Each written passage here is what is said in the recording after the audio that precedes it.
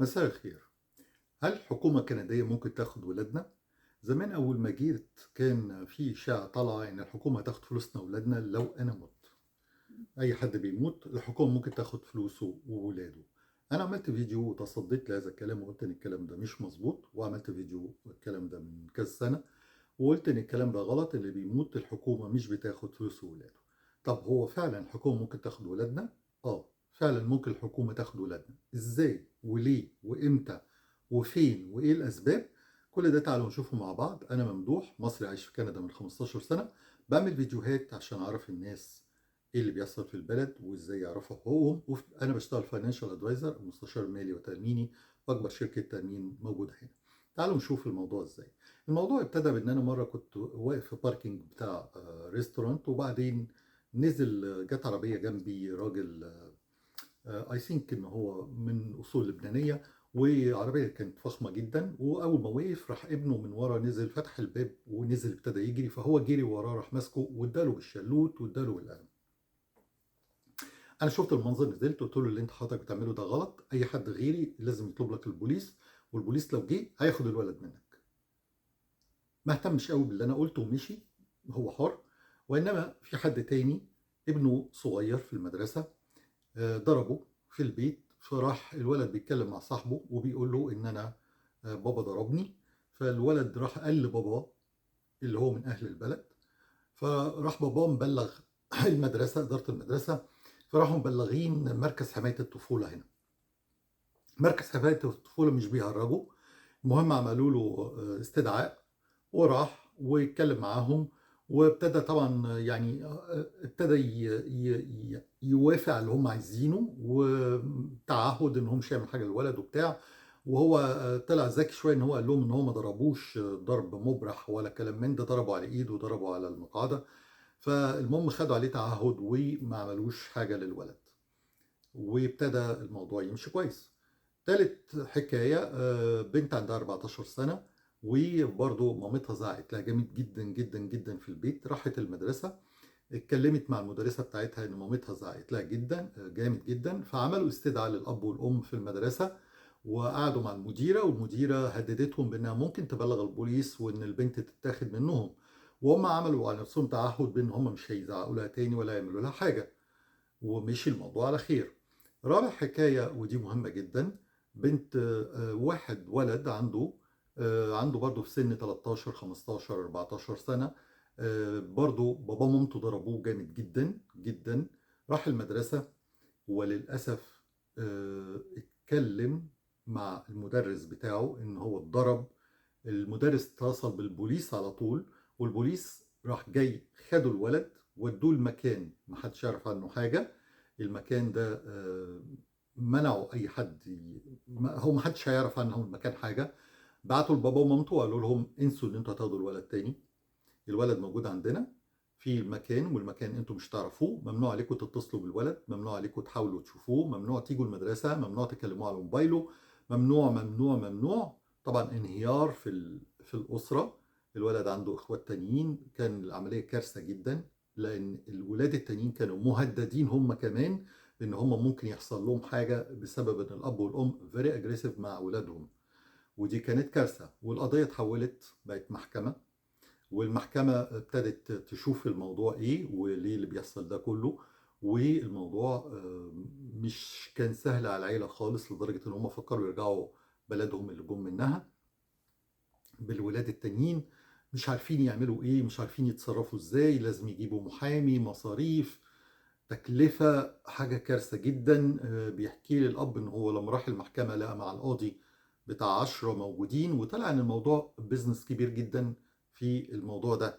الناس القائمين على إن هم حماية الولاد وإن هم بياخدوهم، طبعا بيجي لهم فلوس كتيرة من الحكومة، وقصاد الفلوس دي طبعا هم عايشين كويس جدا وفي خير حلو قوي. اللي هم بياخدوا الولاد بياكلوهم وبيشربوهم وبينيموهم في المكان اللي محدش يعرف عنه حاجة، بياخدوهم يودوهم المدرسة، بيجيبوهم المدرسة، يروحوا يودوهم يفسحوهم لو عايزين دروس whatever.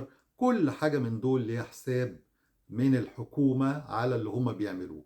كانت النتيجة طبعا كارثة في البيت بسبب الموضوع ده، والموضوع لسه ماشي مش عارفين آخرته إيه. بس ربنا يستر، ربنا يستر. يحنن قلب القاضي بان هو يرجع لهم الولد، وياخد عليهم تعهد او حاجه شبيهه، لان لو الولد ما جاش دي هتبقى كارثه. طيب، ده المشاكل اللي حصلت.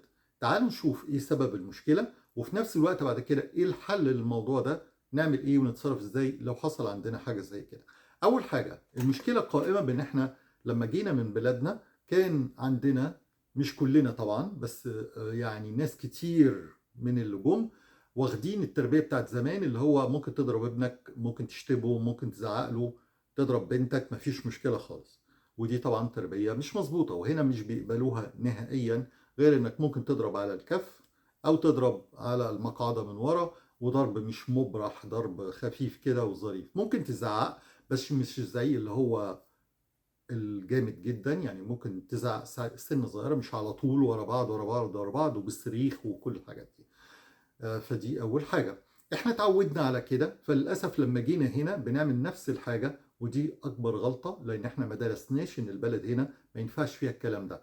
فما ينفعش ان انا اجي هنا البلد وافضل بنفس المنتاليتي بتاعتي، بنفس التفكير بتاعي. وناس كتير كنت بتكلم معاهم بقول له انت سبت حاجات كتير في بلدك وانت جاي، اكيد لازم كمان تسيب جزء من دماغك. ما بقولش ان احنا نتخلى عن عاداتنا، ما بقولش ان احنا نتخلى عن تقاليدنا، بس بقول ان الحاجات الغلط اللي احنا بنعملها في بلادنا نصلحها هنا وما نعملهاش، عشان العواقب ما تبقاش صعبة زي اللي حصل مع العيلة دي. فدي اول مشكلة، ان احنا متعودين على حاجة غلط، والحل ان احنا لازم نغير الموضوع ده. الحاجة التانية، لو انا حصل معايا المشكلة دي وجالي استدعاء من مجلس الطفولة، لازم اخلي بالي كويس جدا جدا جدا ان انا ايه الكلام اللي بقوله، واخلي بالي ان انا ما اروحش اقول بضرب وبشتم وبعمل الكلام من ده، لان ده على طول هياخدوا الولد مني. لازم اخلي بالي بان انا لا، احنا بنحب الولد، احنا بنقدره. كان مثلا مامته تعبانة نفسيا شوية، بس كان في ضغط فزعقت، فمش عارف اعمل ايه، وده اللي عمله الراجل اللي هو بنته اشتكت ان مامتها زعقت لها. فراح هو اعتذر للمديرة وقال لها ان هي كان فيها ضغوط ومش عارف ايه، وانت برضو ممكن تبقي عندك ضغوط وممكن تزعقي لولادك وممكن تعملي وتسوي. فبيقتنعوا بهذا الكلام، ما بيقولوش لا، ولو كان الانسان اللي قدامك ده كويس هيوافق على الموضوع ويخلص. انما لو حصل زي المشكلة الكبيرة اللي هي ان الولد فعلا يتاخد بالبوليس، دي بتبقى الكارثة ومش بنعرف نتصرف فيها. في حاجات، بس مع طبعا ابتديت اسال لهم واعرف ايه اللي بيحصل. اول حاجه عرفت ان المنطقه، كل منطقه مختلفه عن التانية، فلو حصل ان انا في منطقه مثلا مونتريال وعزلت ورحت منطقه تانية، الكيس ما حدش بيعرف عنها حاجه هناك. دي ميزه. الحاجه التانية كمان البروفنس مختلفين، كل مقاطعه مختلفه عن التانية، فلو حصل في مقاطعه كيبك ان المشكله هنا، ممكن اروح مقاطعه تانية عشان ولادي التانيين، او لو انا خدت الولد ده ابتدي ابعد عن الموضوع ده. الحاجة التانية كمان ان ساعتها مش ينفع انك انت تسيب ابنك، لازم تحاول على قد ما تقدر تعمل تواصل معاه حتى لو بطريقة مش صح. هم طبعا منبهين ان ممنوع تعمل التواصل، بس حتى تعمل تواصل عن طريق حد من اصحابه، حد يعني معرفة، بحيث ان هو تحاولوا تخلوه يرجع في كلامه. لان ده بيساعد كتيرة جدا في القضية، ان هو لو رجع في كلامه وقال ان انا يعني انا كنت ساعتها بس متضايق، بس انا عايز بابا وماما، وانا عايز لسه ارجع لاسرتي وعايز اخواتي، ده بيفرق كتير شوية مع القاضي. انما لو كان الموضوع لا انا مش عايز، وان هو مستمر بكلامه، فنهائيا هيطلع الحكم ان احنا ما ناخدش ابننا. طيب، هل لو انا ما خدتش ابني بعد كده ايه اللي بيحصل؟ اللي بيحصل ان الولد خلاص هيعيش طول عمره لغايه ما يبقى ادلت.